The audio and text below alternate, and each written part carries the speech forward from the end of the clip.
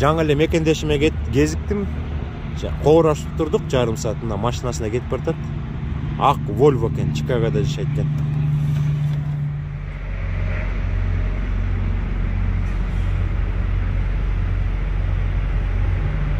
Ассаламу алейкум достор. Барыңыздарга чоң салам. Бул Мизури штаты. Эс алуучу жайга токтодук. Жарым саат. Биз дагы 11 саат айдасак болот күнүгө. Анан 8 саат болгондо жарым саат эс алышыбыз керек. Правиланы бузбайбыз, жарым саат эс алып жолго чыгабыз. Азыр эс алуучу жайга баратып, мекендештер көп берген бир суроого жооп берейин. Мекендештер сурап калат Америкадан: акчаны кантип саласыздар Кыргызстанга деп. Бул жактан мекендештер иштешет. Башында келгенде банкка барбай акчаны үйдө эле чогултушат. Анан кийинчерээк банктан счет ачып, анан банкка салышат. Акча саларда биз наличка акча салабыз да. Банкка барып, счеттон акча снимать этип алабыз. Анан MoneyGram деген услуга бар. Ошол MoneyGram деген услугага барганда өзүбүздүн Кыргызстандын паспортун көрсөтүш керек. Паспорттун срогу жакшы болуш керек. Эч кандай просрочка жок болуш керек, достор. Же болбосо мен ар дайым айтканда, жана драйвер лайсенс көп чоң мааниге ээ деп, ошо драйвер лайсенсиңиздерди машина айдоочулук күбөлүгүңөрдү көрсөтөсүздөр дагы, акча сала берсеңиздер болот. MoneyGram деген услугага барганда максимум $2,500 салса болот. $2,500 чейин проблема эч кандай болбойт. $500, $300, $1000 салып берсеңер болот. Ошо $2,500 салса болот. Андан тышкары ошо MoneyGramдын атайын программасы бар экен. Ошону телефонго деле көчүрүп алса болот. Абдан жөнөкөй программа. Өзүңөрдүн данныйыңарды киргизип, өзүңөрдүн жанагы банктагы счетуңардын данныйын киргизип койсоңар, ал жакта дагы $2,500 чейин салса болот. Анан көп мекендештер айтып калат: андан ашык акча сала албайбызбы, кантип салабыз деп. Бул бир күндүк процесс. Например, бүгүн MoneyGramга барып, например, мен азыр Мизури штатындамын. Мизури штатынан картадан карап, Walmart деген чоң супермаркеттер болот. Ошонун ичине кирсеңиздер, MoneyGram деген услуга бар. Ошол жактан салса болот. Бүгүн $2,500 салдыңар деп коелу. Эртеси күнү барып туруп, кайра $2,500 салса болот.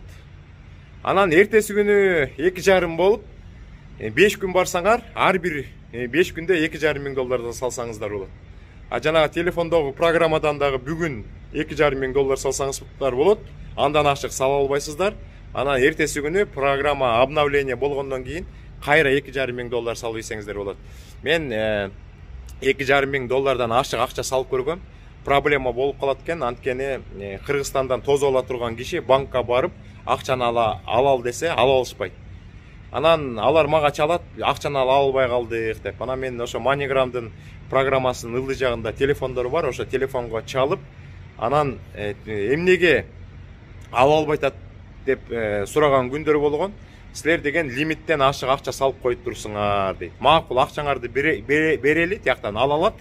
Бирок сиздер менен бир суроо берип такташып коелу дейт. Анан силерден аты жөнүңөрдү сурап, эмнеге салып атасыңар, салган киши ким деп, ошондой 5-6 суроо берет. Ошолордун баарын айтып берсеңер, анан ошо 2,5-дан ашык болуп калган акчаны тияктан берип, анан предупреждение жасаганда силер лимиттен ашпаңыздар деп. Анан ошо лимит кандай? Ошо программанын лимити бир айда $10,000 салганга чейин болот дейт. Аны мен эксперимент дагы жүргүзүп көрдүм. Бир ай салган жокмун, лимит калды. 2 ай салган жокмун, лимит калды. Ошентип анан 3 ай салбасаң, лимит өзүнөн өзү өсө берет экен дагы.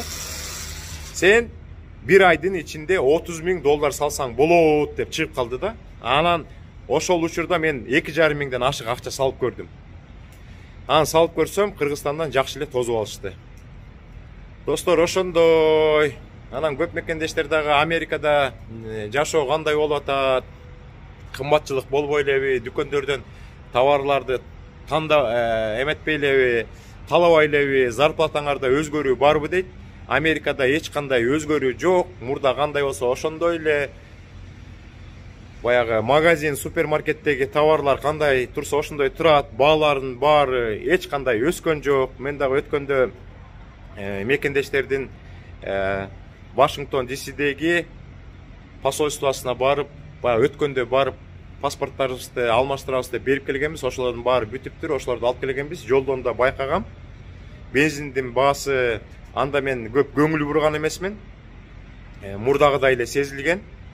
Продукттун баасы ошо боюнча эле болчу. Гостиницага жаттык. Гостиница мурда $80 болсо бир суткасына, ошондой эле $80 экен. Эч кандай өзгөрүү жок. Анан биз бул Америкада жүргөн адамдар доллардын өсүшүн каалайбыз. Доллар канчалык өссө, биз Кыргызстанга акча жибергенде көбүрөөк акча болот деп. Кыргызстанда болсо, Россияда жашаган мекендештерибиздин ою башкача. Алар тескерисинче доллар ылдыйлап, сом, рубль өссө экен дейт. Эми баардыгын түшүнөбүз.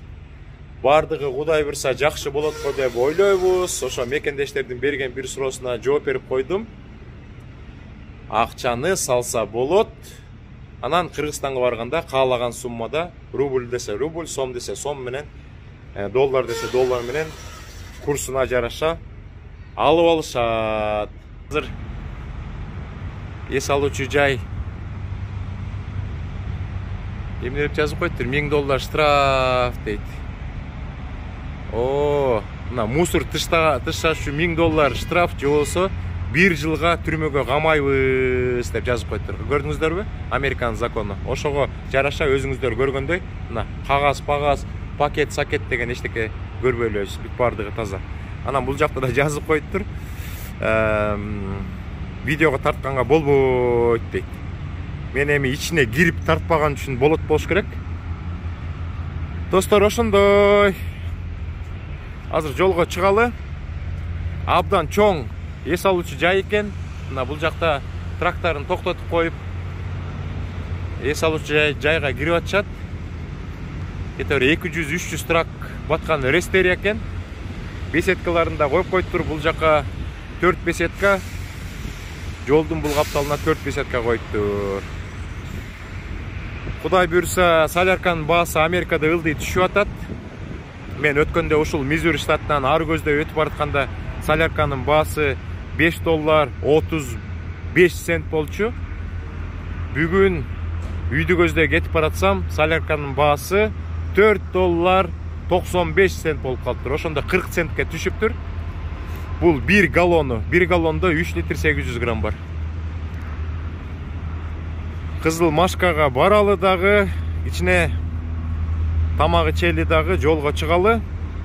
Жүктү көчөгүнү алганбыз. Азыр Агая штатына барып, Колумбустун тегерегине 9 супермаркетке жүктү тыштайбыз. Почти эртең менен баштайм жүктү тыштап. Ар бир 9 супермаркетке барып жүктү тыштаганча кеч болуп кетет болуш керек. Суббота күнү жумушту бүтүп туруп, анан воскресенье күнү үйдө болуп калабыз. Погода кичине жаанчыл болуп атат. Эми өзүңүздөр билгендей күзүндө жаан көп жайт. Атак баардыгы жакшы. Баарыңыздарга чоң салам. Аманчылык, ден соолук, ийгилик, достор. Үйгө жеткенде дагы жакшынакай видеолорду тартканга аракет кылабыз.